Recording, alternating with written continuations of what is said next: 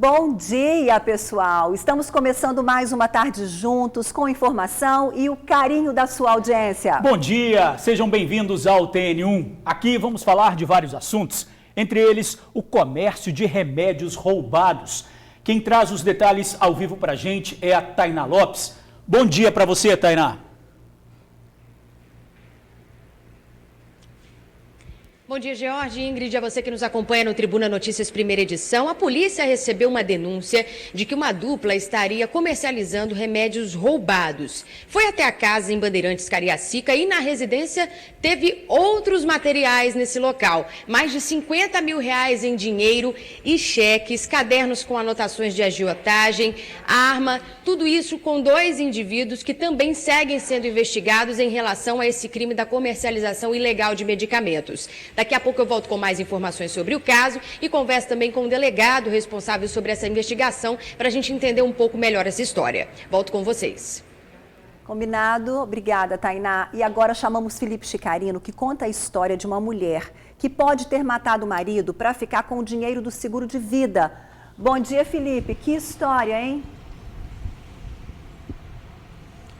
Olá, Ingrid, George, bom dia para vocês, bom dia a todos que nos acompanham nesta quinta-feira pelo TN1, muito obrigado pela audiência de vocês. A história que a gente vai contar hoje vem aqui direto do município da Serra. Não sei você, George, Ingrid, pessoal de casa, se tem costume, né, de assistir aquelas séries criminais, tipo CSI, sabe? Lá em casa quem gosta de assistir é a Jéssica Jennifer, ela gosta de assistir. Aí fica lá preso com gastura, você abre a boca assim, ó... Acabou assim, vai dando aquela gastura com o final, né, com o desdobramento. Pois é, a história que a gente vai contar, só que é uma história da vida real. No dia 30 de maio, um corpo foi encontrado na rodovia Aldifas Barcelos, na região de Costa Dourada, aqui da Serra. Depois que esse corpo é encontrado, depois que essa vítima é velada, enterrada, identificada, enfim, a polícia, claro, as investigações começam a acontecer e várias testemunhas começam a ligar para a polícia dizendo o seguinte: sabe aquele corpo encontrado na Aldifas Barcelos? Pois é, a vítima foi morta pela esposa. E não foi uma ligação nem duas, foram várias ligações. Então a polícia pede ajuda à justiça, entram então com mandado de busca e apreensão na casa da suspeita. Quando chega lá, ela já tinha metido o pé. Mas o trabalho de perícia foi feito, então foi conseguido comprovar através de provas técnicas que a vítima foi morta na casa em que ela morava com a esposa. Esposa esta, né, que está presa, foi presa semana passada. A motivação desse crime eu conto daqui a pouco, nem acontece na série, daqui a pouco eu volto para contar a motivação desse crime, dessa história que a gente pode até usar, se apropriar da polícia, essa história bizarra que aconteceu aqui na Serra no mês de maio. George e Ingrid, eu volto com vocês. Felipe, história bizarra, macabra. Obrigada, viu? Até já. E a gente pede um olhar de carinho e atenção aos jovens. Na edição de hoje, o TN1 fala da depressão que atinge cada vez mais os adolescentes.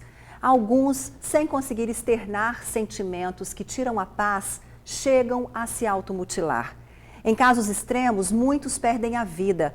É preciso encarar esse problema com responsabilidade e buscar ajuda para quem não consegue sozinho voltar a ser feliz. O TN1 faz o alerta. Veja agora o depoimento de uma estudante de 14 anos. Tudo começou com a mudança repentina de humor e a perda de autoestima. Na verdade, isso tudo começou muito recente. O meu passado me contribuiu para que isso acontecesse. O meu passado. E também o meu pai também não ajudava muito em casa. E não foi um homem responsável o suficiente para fazer aquele papel, entendeu? E quando eu vou lembrando disso, eu tinha muito desejo de se matar e se cortar. Já tentei várias e várias vezes tentativa de suicídio. Eu me acordei 3 vezes também e ninguém sabia. Meu Deus, né? Que tristeza, né? Daqui a pouquinho essa reportagem completa para você, tá bom? Justiça Federal obriga mãe capixaba a entregar a filha de 3 anos ao pai que mora na Holanda. Policiais federais cumpriram o mandado na escola onde a menina estudava. A mãe não teve contato com a filha nem para se despedir. De acordo com a justiça, ela foi acusada de sequestro internacional. Mas Ana Maria Monteiro disse que estava em processo de separação. e estava autorizada a vir ao Brasil de férias com a filha. Só não voltou para a Europa por causa de problemas de saúde.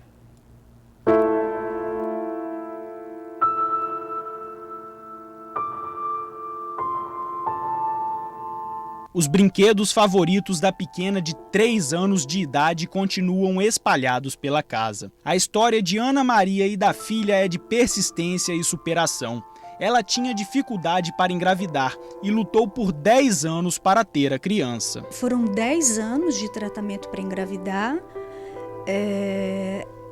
em diferentes países, diferentes métodos, 5 cirurgias, tratamentos muito invasivos. Cheguei a usar medicamentos usados para o tratamento de câncer, porque o meu ex-marido é infértil.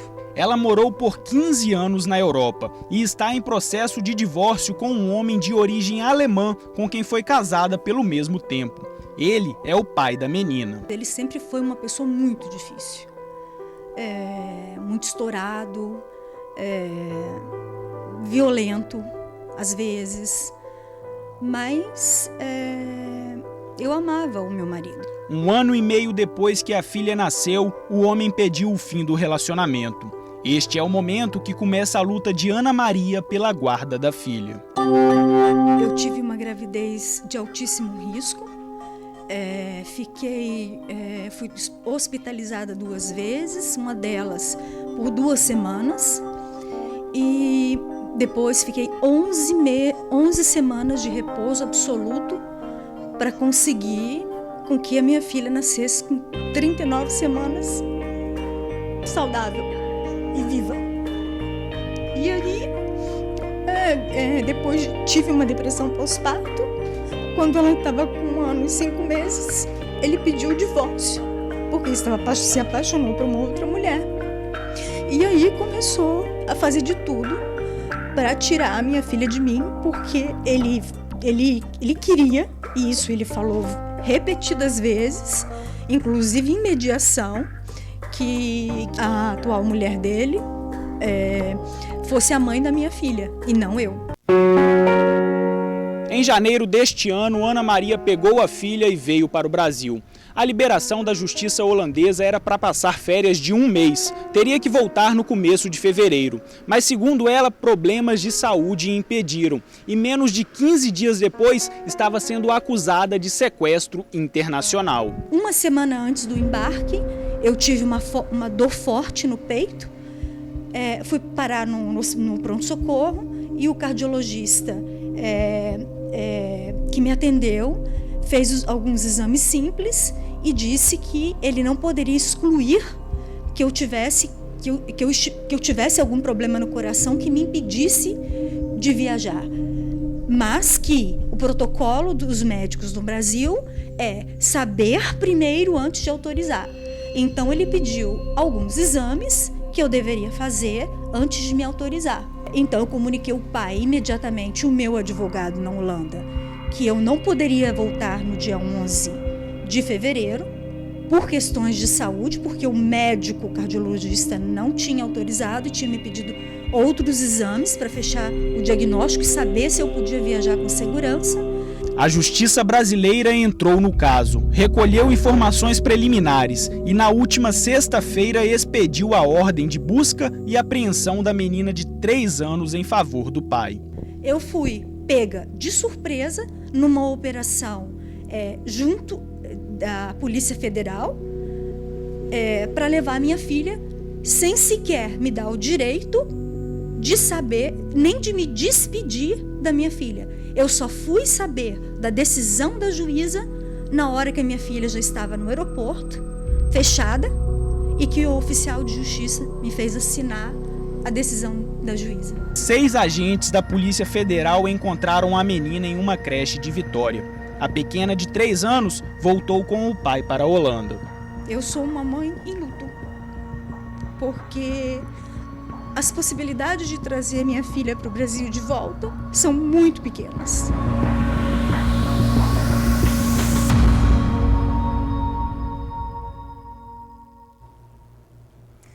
difícil, né? Em casos assim, a decisão da justiça é baseada na Convenção de Haia, que garante investigação rápida e retorno imediato da criança para o país de onde foi retirada. De acordo com a convenção, o fato de levar um filho menor de idade sem a autorização de outro genitor é configurado crime. A advogada da mãe, em entrevista para o jornal A Tribuna, disse que vai definir os próximos passos que serão dados. 5 segundos. Foi o tempo que um bandido levou para tomar um celular de um pedestre na Praia do Canto, em Vitória. Veja nas imagens. O assaltante chega afobado, com uma arma na mão e rende a vítima, que não pensa duas vezes e entrega o celular. O bandido volta para o carro que estava escondido atrás de uma van e foge. Foi muito rápido, no máximo 5 segundos. Esse assalto aconteceu no final da tarde da última terça-feira, na Avenida Constante Sodré, uma das principais da Praia do Canto, super movimentada. O crime foi registrado por câmeras de segurança de um prédio. Agora falamos do caso da mulher que pode ter matado o marido para ficar com o dinheiro do seguro de vida. Pois é, o Felipe Chicarino conta pra gente como tudo aconteceu. Que horror essa história, hein, Felipe? Voltamos com você. Olá, George e Ingrid, agora boa tarde, né? Estamos de bom dia ainda, deixa eu olhar a hora aqui, peraí, ao vivo é assim, que horas são agora? 11h57, é isso aí, bom dia, né, bom dia. Então voltamos a falar sobre aquele assunto, né, meio tipo CSI da vida real, né, que infelizmente temos vítimas reais, pessoas reais e também assassinos reais, no caso essa suspeita, né, essa esposa que é suspeita de matar o próprio marido. Para começar a falar desse assunto, eu preciso voltar até o dia 30 de maio, que foi quando o corpo do Márcio de Jesus foi encontrado, né, na região de Costa Dourada, na Serra. Quando o corpo foi encontrado, uma das peritas que participou do caso, só vou dar o crédito aqui para ela, fazer justiça, a Laila Marques, ela apontou várias características que chamaram a atenção dela quando o corpo foi encontrado. Acompanha aí a fala da Laila.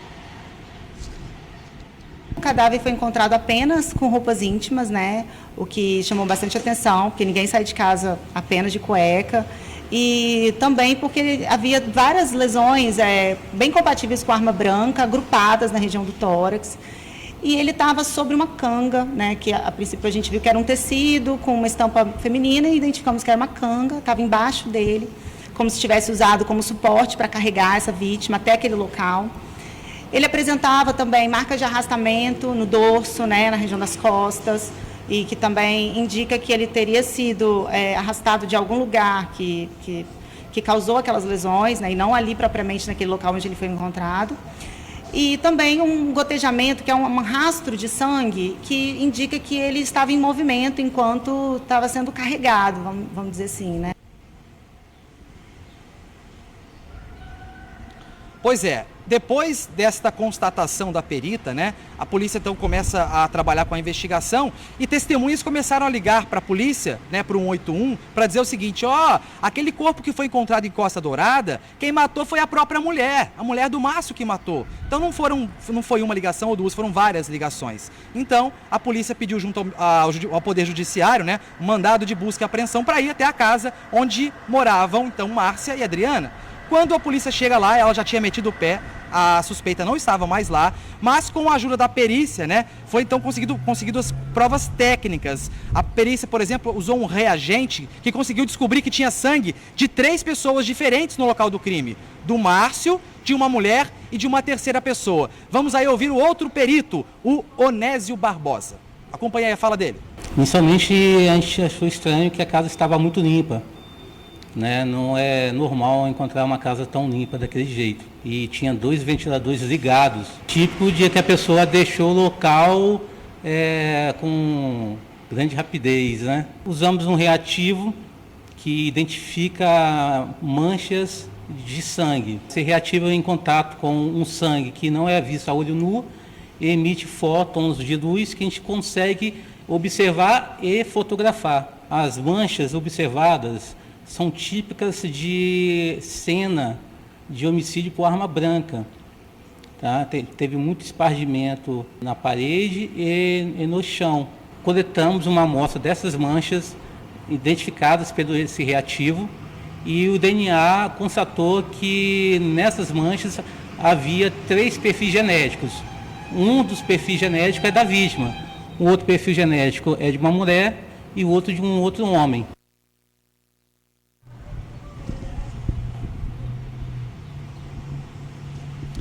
Pois é, né? Então, com essas provas técnicas periciais e também as provas testemunhais, a justiça pediu a prisão da Adriana e ela está presa. Ela foi presa na pracinha lá de Campo Grande, né? Ali próximo a Expedito Garcia, ela estava ali. A polícia já estava monitorando, né, os passos da Adriana, da esposa aí suspeita de matar o próprio marido. Então ela foi presa. Ela nega todo o crime, fala que vivia muito bem com o marido dela. Só que, por exemplo, que ela cai em contradição quando ela fala que o marido saiu para trabalhar. E não foi, pelo horário não bate, foi encontrado resquícios de álcool no corpo do Márcio, então prova que ele bebeu, então a polícia acredita que se ele bebesse ele não ia trabalhar, enfim.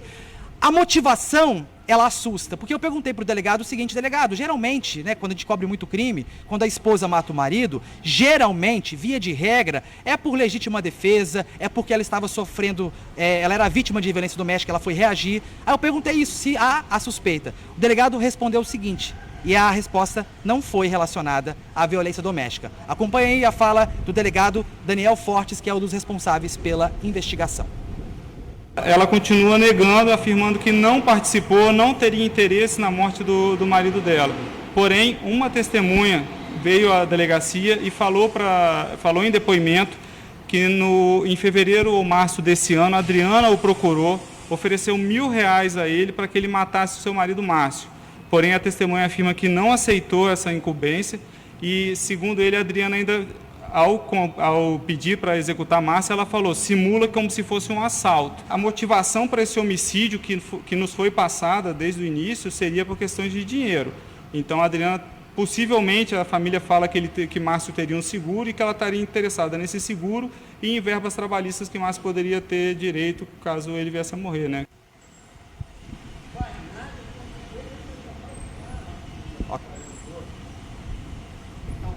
Pois é, né? Ingrid e George é a tragédia da vida real, né? Então, muita força aí para a família do Márcio, né? E eu só queria, antes de devolver para vocês, parabenizar os peritos da Polícia Civil, né? Que são profissionais tão importantes, mas que não aparecem. São profissionais invisíveis, mas que têm uma baita relevância social. Então, em cima dessa história triste, um parabéns especial. Então, os parabéns especiais aí para os peritos da Polícia Civil. Ingrid e George, eu volto com vocês. Boa quinta a todos.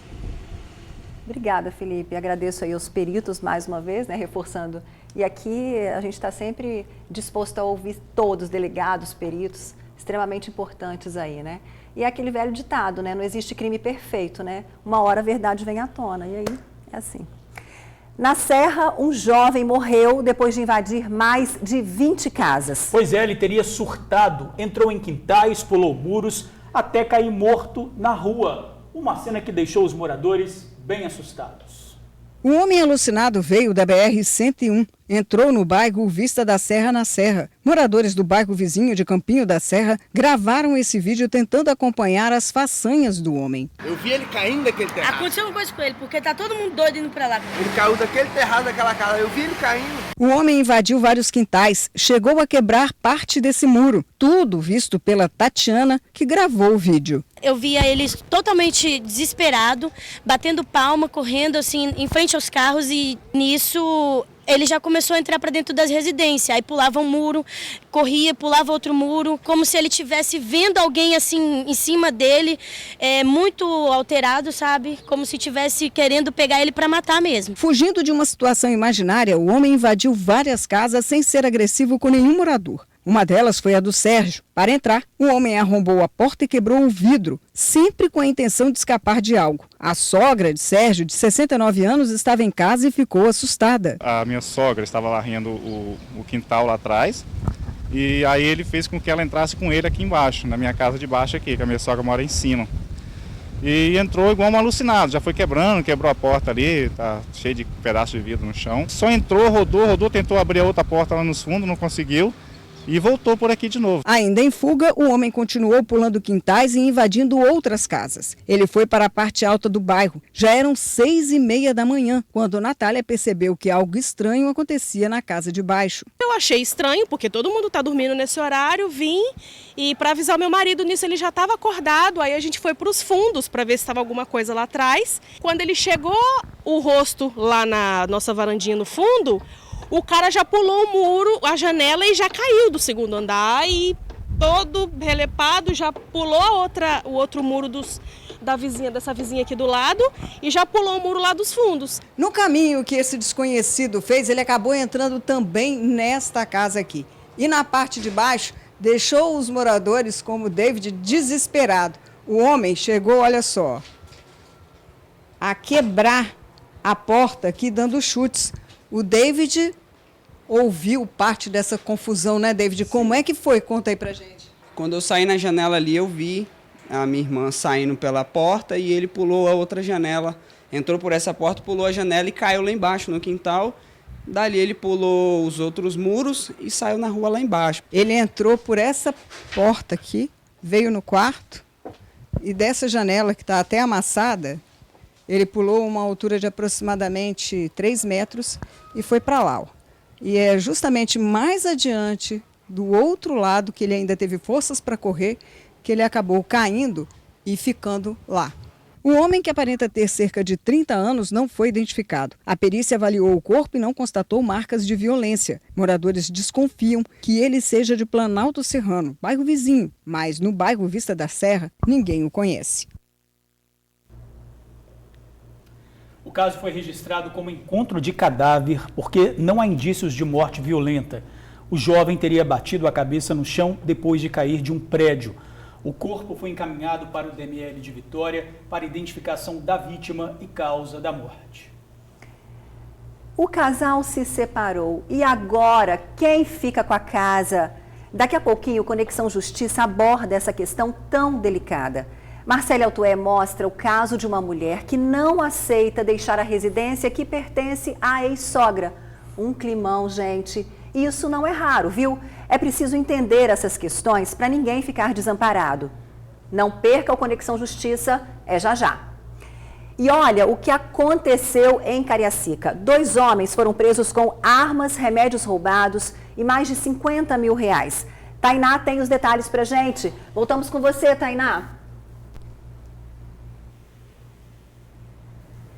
Pois é, Ingrid, a denúncia que chegou para a delegacia responsável, a Delegacia de Crimes contra Estabelecimentos Comerciais, eram de 2 suspeitos de comercializar medicamentos roubados. A polícia foi até a casa em Bandeirantes, Cariacica, e não encontrou os medicamentos, porém, mais de R$50 mil, arma, munição, anotações de agiotagem. Quem vai explicar melhor essa história pra gente é o delegado responsável pelo caso, Romualdo Gianordoli. Gianordoli, nome italiano.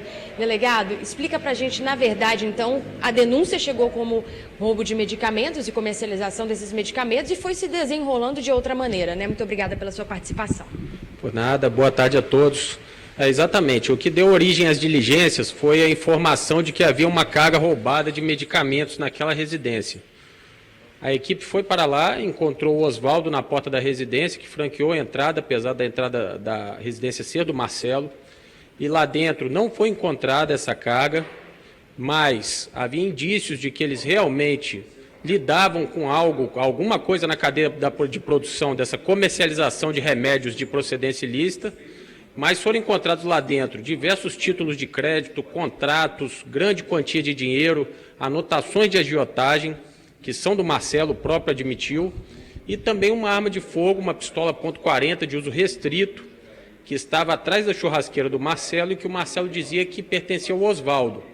O próprio Oswaldo disse que realmente a arma era dele, mas que ele deixava com o Marcelo, então ambos foram autuados pelo porte ilegal de arma de fogo de uso restrito, e o Marcelo também pela agiotagem, que também é crime. Agora, o Oswaldo, né? O Oswaldo aí, ele que já é um velho conhecido da polícia, o Oswaldo Oliveira Neto, ele já tem passagens por estelionato, casos até que ganharam grande repercussão na mídia. Exatamente, aparentemente ele é um estelionatário quanto mais, Em 2015 ele foi preso num caso de repercussão envolvendo a adega sertaneja, do qual ele foi um dos sócios, e ele tem outras investigações em curso quanto ao mesmo crime. Então é um indivíduo que aparentemente ele pratica toda sorte de infrações penais. O que chama a atenção também é o Marcelo, que na verdade ele como profissão ele é autônomo não, motoboy, né? E não condiz muito com essa questão do homem que assume ali ser agiota também, né, delegado? Exatamente, causa bastante estranheza um motoboy que não tem uma renda que possa proporcionar aquela liquidez, aquele fluxo de capitais que ele gera, tantas pessoas que ele empresta dinheiro. Então, realmente tem que ser apurado qual é a origem desse dinheiro, que não deve ser do trabalho dele, com certeza. Em relação aos medicamentos roubados, como é que segue essa investigação? Essa investigação segue, a gente não vai passar maiores detalhes para não atrapalhar, né, os frutos desse trabalho, mas há indícios de que realmente eles mexem com alguma coisa do tipo. Tanto o Marcelo quanto o Oswaldo foram presos, eles foram autuados por quais crimes? O Oswaldo foi autuado pela porte ilegal de arma de fogo de uso restrito, pois ele cedia a arma para o Marcelo, e o Marcelo foi autuado por 2 crimes, tanto o posse ilegal de arma de fogo de uso restrito, já que ele tinha em depósito a arma, quanto pela agiotagem. Delegado, muito obrigada pela sua participação. Os 2 foram encaminhados para o centro de triagem de Viana e a gente vai acompanhar aí o desenrolar dessa investigação que segue com a delegacia, o DEIC, né? A delegacia responsável por esse caso. Ingrid George. Valeu, Tainá, muito obrigado pelas informações. E um policial militar e uma farmacêutica foram presos por tráfico de drogas e associação ao tráfico. Eles e outras 7 pessoas são apontadas pelo Ministério Público como parte de uma organização criminosa que vendia medicamentos de uso controlado pela internet. Todos foram réus num processo que começou em 2010. O soldado Daniel Martins, de 29 anos, foi preso em Vila Velha. Já a farmacêutica Márcia Araújo foi detida durante trabalho na farmácia básica da Prefeitura de Marataízes. Com a ajuda do marido, ela vendia produtos para a fabricação de drogas. Na época do crime, a quadrilha movimentou mais de R$1 milhão. A pena para cada um dos condenados é de 8 anos de prisão em regime semiaberto. Pois é, nós estamos no Setembro Amarelo, mês dedicado à prevenção do suicídio. Essa é a segunda maior causa de morte entre jovens de 15 a 29 anos. E tudo começa com a depressão.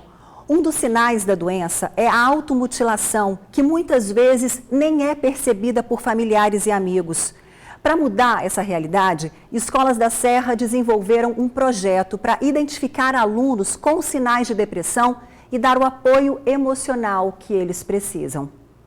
Falar sobre si mesmo não é nada fácil quanto parece. Na verdade, isso tudo começou muito recente. O meu passado também contribuiu para que isso acontecesse. O meu passado. E também o meu pai também não ajudava muito em casa.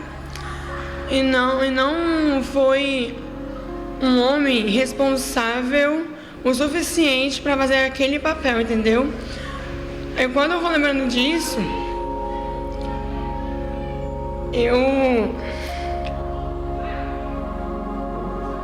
Às vezes, o silêncio diz muito. A adolescente de 14 anos estava com diferentes sintomas de depressão. Tristeza constante, mudança repentina de humor, baixa autoestima e perda de interesse pelas coisas. Até que chegou um ponto extremo, a automutilação. Eu tinha muito desejo de se matar e se cortar. Já tentei várias e várias vezes tentativa de suicídio. Eu me acordei 3 vezes também e ninguém sabia. A automutilação existe e é preciso falar sobre ela. Em 5 anos, o número de casos aumentou mais de 200%. A preocupação com o jovem deve mesmo ser redobrada. Números da Organização Mundial da Saúde apontam que o suicídio é a segunda maior causa de mortes de jovens entre 15 e 29 anos no mundo. Nesta competição indigesta, só perde para as mortes no trânsito. E para que esta angústia do jovem possa ser libertada, uma ferramenta muito simples, porém muito eficaz, deve ser utilizada: a escuta. É o que pretende um projeto iniciado este ano na Rede Municipal de Ensino da Serra. Rodas de conversa com alunos para entender suas angústias e frustrações, para a adoção de estratégias para aliviar a dor deles. Vem, escuta esse adolescente, alguns deles são chamados individualmente, para que a gente possa também estar conversando com eles, e a partir daí a gente pensa nas possibilidades de como a gente pode estar ajudando. A gente escuta, conversa, muitos deles querem desabafar mesmo, que a gente possa estar ouvindo. A adolescente apresentada no começo desta reportagem passou a escrever num diário, desabafar, e funcionou, tá? Ela não se automutilou mais. O projeto, que começou em 2 escolas, agora está em 6. A intenção é ampliar. É um projeto simples, mas que dá muito resultado porque você está acolhendo. E não é só no mês de setembro, é o ano inteiro. É um projeto que tem vida o ano inteiro. Esta outra adolescente de 15 anos participa das conversas, mas não está sentindo nada. Ops, tá sim, sentindo a necessidade de ajudar, de compartilhar a escuta. Eu não sinto nada, mas eu amo ajudar as pessoas, parando para ouvir, para conversar, escutando ele. Se tem um espaço público que precisa falar de ansiedade, depressão, automutilação e suicídio, este espaço é a escola. As escolas, elas passam por esse processo do bullying, a questão da autoestima deles, que a gente precisa estar trabalhando com eles sempre. Então, assim, esse trabalho ele vem sendo feito diariamente com as escolas pela equipe da Secretaria de Educação. Sem acolher, você não transforma ninguém. Porque ele tem que se sentir desejado, acolhido, para poder buscar, pela educação, a transformação para um cidadão melhor, para um país melhor.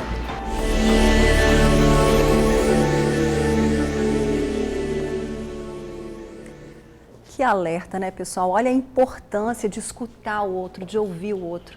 Esse mundo apressado que a gente está vivendo, ninguém tem tempo, né, de parar, de ouvir o outro. Quer dizer, fica aí o alerta aos pais também, aos primeiros sinais aí do seu filho. Quer dizer, porque quando a gente ouve depoimentos desse de uma adolescente que já pensou várias vezes em se matar, é desafiador para todo mundo, né? Nesse mundo que a gente está vivendo de pressa, como eu disse, quer dizer, a importância do acolhimento, de escutar e de estar aberto aí aos primeiros sinais e buscar ajuda.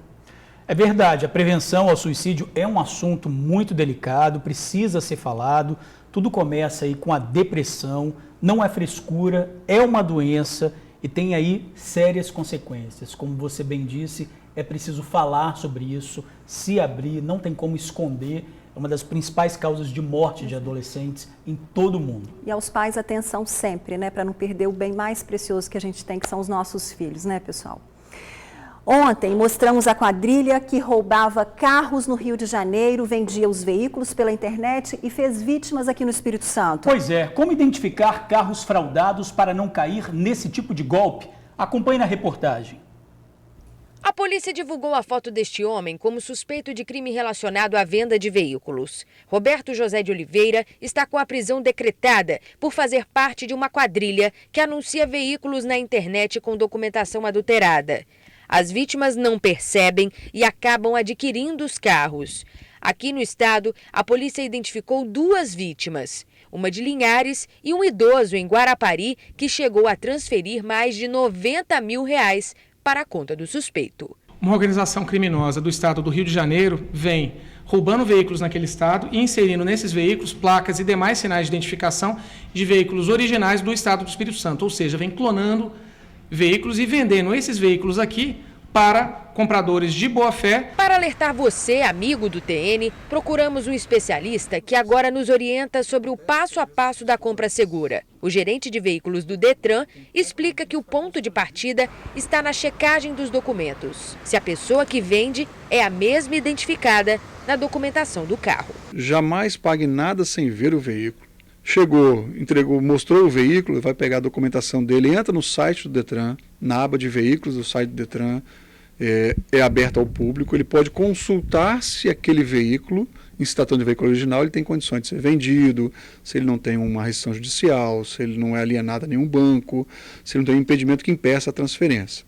Em seguida, checar as condições do veículo. A parte mais importante tem relação com a verificação da numeração do chassi e motor. É nesse ponto onde há maior chance de adulteração. Se ele não teve um chassi adulterado, se ele não teve os vidros dele com a numeração raspada, se o motor pertence a ele. Então nós temos a possibilidade de procurar a Polícia Civil que ela faz o laudo. Esse laudo é um laudo que identifica motor, chassi e vidros, né, para ver se eles estão de acordo com o que deveriam estar. E nós temos a opção de procurar alguns particulares também, que são empresas que prestam serviço e trazem alguns serviços a mais, que vão tentar analisar a estrutura do veículo mesmo. Se o motor está em condições, se a lataria não teve acidente de grande monta e assim por diante. O laudo cautelar possui uma série de informações sobre o veículo. Ele pode ser solicitado antes do fechamento da compra, antes até mesmo do tal sinal, aquele dinheirinho antecipado.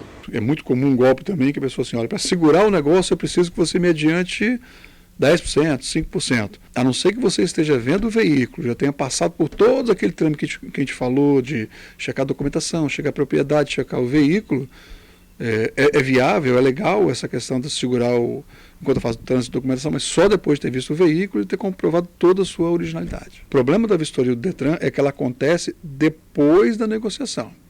Então o que a gente está falando aqui, assim, antes do proprietário, antes do comprador tirar o dinheiro do bolso, faça essas buscas. Porque quando chegou no Detran, se identificar depois que teve a fraude, ele vai até perder o carro e não terá que buscar meios de ser ressarcido. O próprio Detran foi vítima de golpistas na última segunda-feira. Um site chegou a divulgar um leilão de veículos conservados associado ao departamento. O Detran alerta que a informação é falsa. E isso nunca existiu.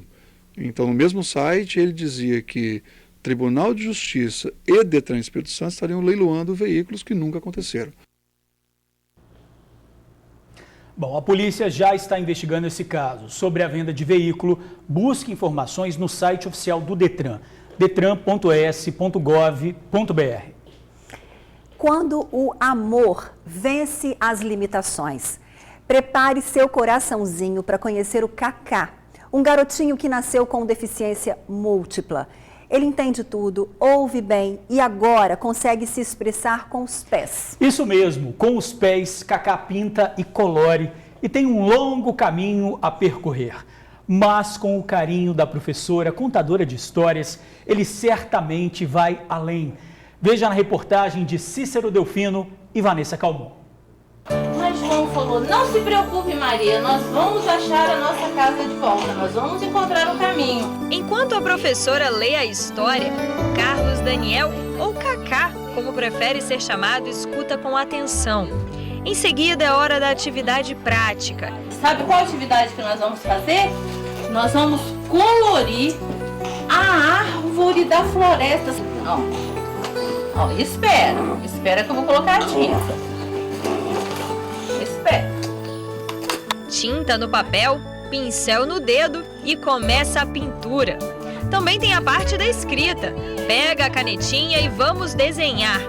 Os traços, ainda um pouco sem forma, têm um significado enorme para quem desenvolve atividades com os pés.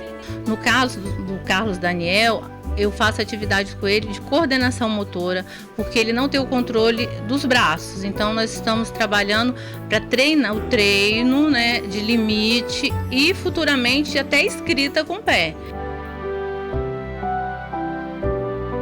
Kaká nasceu com deficiência múltipla, o que por muito tempo comprometeu praticamente todas as atividades do dia a dia. Uma criança que não tinha atividade nenhuma assim, igual a professora está ensinando ele a escrever, né?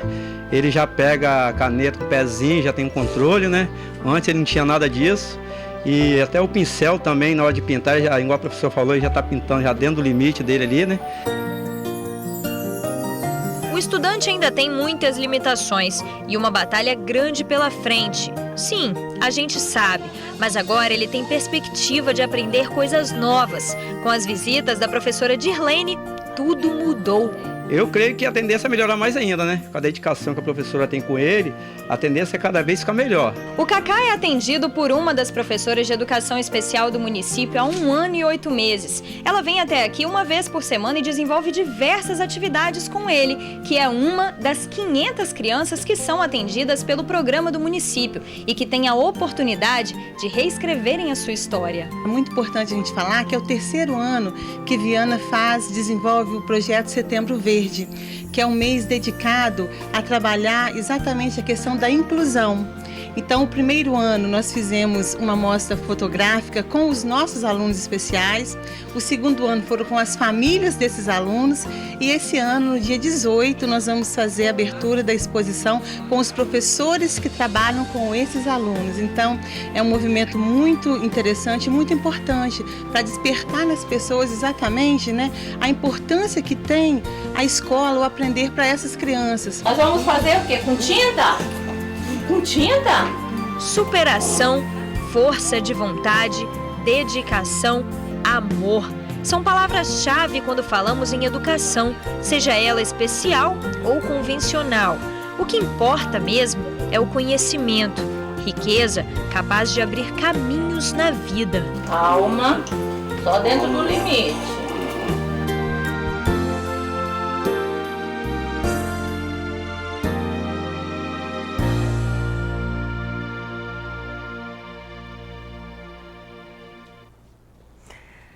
É para a gente dar valor à nossa vida, né? Cacá, que você pinte muitas histórias é o nosso desejo para você, viu? Porque contar a sua aqui no TN1, você pode ter certeza que foi um presente para todos nós.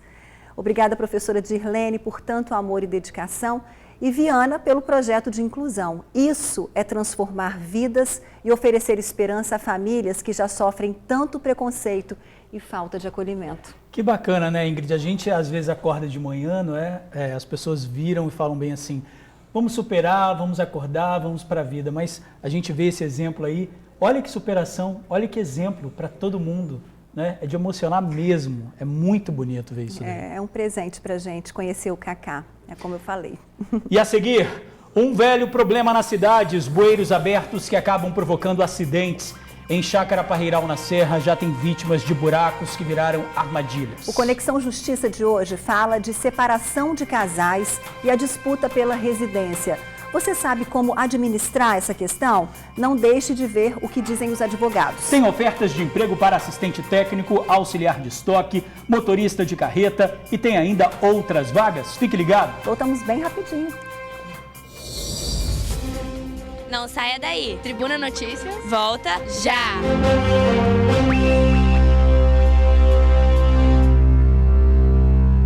Um bueiro quebrado há meses em Chácara Parreiral, na Serra, provocou um acidente sério e doloroso para uma criança de 8 anos. O Paulo Vitor foi parar no hospital depois de sofrer um corte profundo na perna. Paulo Vitor agora se recupera em casa. O menino, de 8 anos, caiu dentro de um bueiro. A mãe contou que a criança teve um corte profundo na perna direita. Paulo Vitor não consegue ficar em pé. À noite, principalmente para dormir, que ele relaxa, às vezes vai virar, ele geme de dor. Quando não está no sofá, está na cama. Quando não está na cama, está na cadeira de rodas. Para tomar banho, então, é um sacrifício muito grande, porque tudo depende de mim no braço. O bueiro hoje está tampado. Tudo aconteceu no último sábado, na rua Guilherme Almeida, no bairro Chácara Parreiral, na Serra. Michele estava indo cortar o cabelo do filho. Nós fomos comprar os produtos para poder fazer o cabelo. Nós compramos e na volta, a gente andando, nós não estávamos de mão dada. Eu estava agarrada no braço dele assim, ó. Eu acho que foi isso que salvou de ser uma coisa pior. Porque eu que firmei ele na hora que ele caiu no buraco. Quando nós chegamos no hospital, foi entrar em estado grave lá para dentro, onde a médica ela avaliou e falou que o corte foi muito profundo, que chegou no osso, porque no entanto que a gente via o osso dele lá dentro. Olha, pessoal, se a gente andar um pouquinho mais para frente aqui na rua Guilherme Almeida, nós vamos encontrar uma tragédia anunciada. Olha só o estado que está esse bueiro aqui, ó. Em volta dele já está tudo trincado. Essa pedra, por exemplo, aqui, ó, tá bem frouxa. Se passa um carro mais pesado por aqui, o bueiro pode ceder e acabar engolindo o veículo.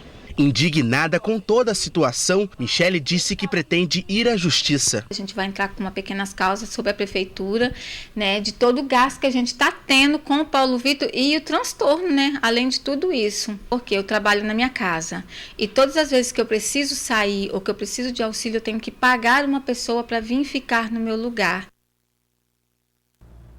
Complicada a situação, hein? A prefeitura confirmou que o reparo no bueiro já foi feito. Aproveitou para repassar alguns números. Disse que repõe mais de 370 tampas de bueiro por ano. por conta de furtos e destruição. Um gasto anual de R$90 mil. Quanto ao problema da tampa de bueiro no meio da rua, a CESAM pede que os moradores solicitem a troca pelo telefone 115.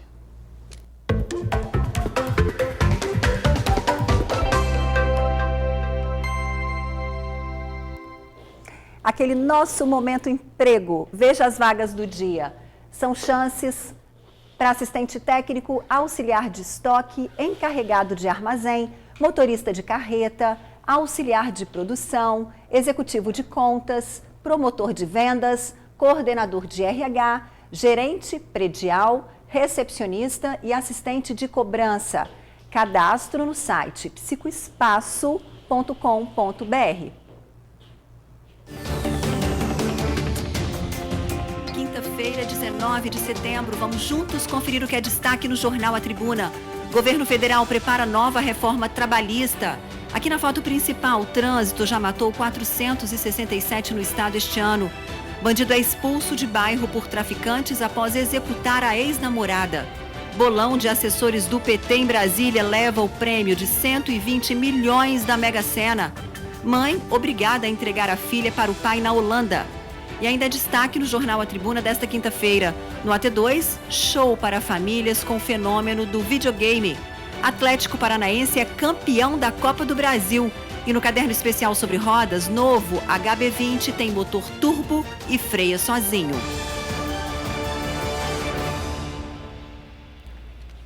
O casal se separou e agora, quem fica com a casa, hein? A seguir, o Conexão Justiça aborda essa questão tão delicada. A Marcele Altué mostra o caso de uma mulher que não aceita deixar a residência que pertence à ex-sogra. Nós voltamos já já. Ei, gente, não sai daí que o trem volta já.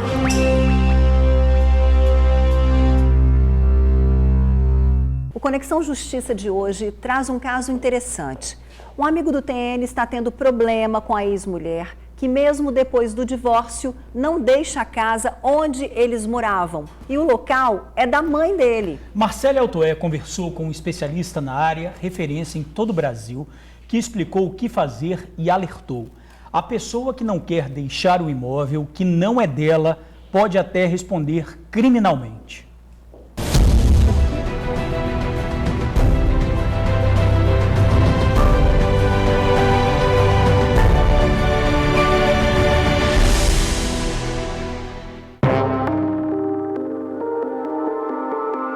O telespectador enviou: separei da minha ex-esposa e mesmo depois do divórcio na justiça, ela não quer sair da casa onde a gente morava. Acontece que o imóvel é da minha mãe e ela mora lá com meu irmão e comigo. O que fazer? E nós viemos buscar a resposta para esse caso com o promotor de justiça da Bahia, professor, autor de várias obras jurídicas, professor Cristiano Chaves. Professor, o que esse senhor faz nesse caso? Pois é, um problema muito comum nesses casos em que o casal se separou e um deles continua a residir no imóvel do casal, porém esse imóvel pertence à família do outro. Quem está morando tem de sair. Ordinariamente, se a pessoa sair por vontade própria, espontaneamente, mesmo que o casal tenha filhos, nesse caso evita-se indenização, evita-se eventualmente a ação com a força policial. Se quem ficou não quiser sair espontaneamente, então será um caso de o interessado requerer uma ordem judicial para a reintegração de posse.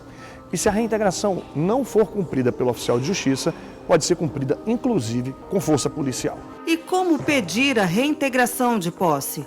O juiz que determinou o divórcio ou a dissolução da união estável, ele tem prerrogativas para executar essa decisão e reintegrar na posse o proprietário, o titular desse imóvel.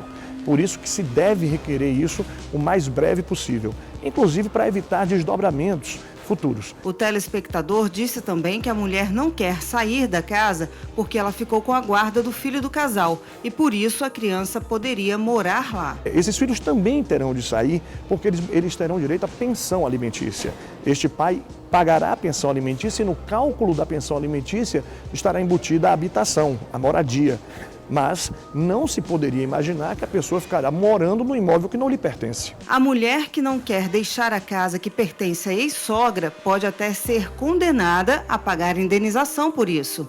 Uma espécie de aluguel que seria a indenização pelos meses que a pessoa ficou indevidamente na posse desse imóvel. Com isso, portanto, a pessoa que ficou deve sair para evitar um prejuízo e para evitar outros transtornos jurídicos e policiais. E por falar em polícia, se a pessoa persistir em continuar no imóvel que não é dela, pode responder criminalmente também. Ela está praticando um crime de esbulho possessório. Será o caso do juiz determinar força policial. A polícia retira, inclusive com a retirada dos bens móveis, se necessário. Se houver algum tipo de violência, além disso, poderemos ter aí uma persecução penal, poderemos ter ações penais, seja com base na Lei Maria da Penha, se a vítima for do sexo feminino, se a vítima for uma mulher, poderemos ter com enquadramento da Lei Maria da Penha ou com enquadramento no Estatuto do Idoso, se for uma pessoa idosa, ou se for uma criança ou adolescente, com enquadramento no Estatuto da Criança ou Adolescente. É importante lembrar também que a pessoa que tem direito ao imóvel não deve agir com violência para resolver o problema. A parte que tem o direito de ali habitar deve ter também muita prudência, muita cautela, porque exacerbando nesse direito, essa parte também poderia incorrer numa indenização se tomar alguma providência assodada, alguma providência violenta.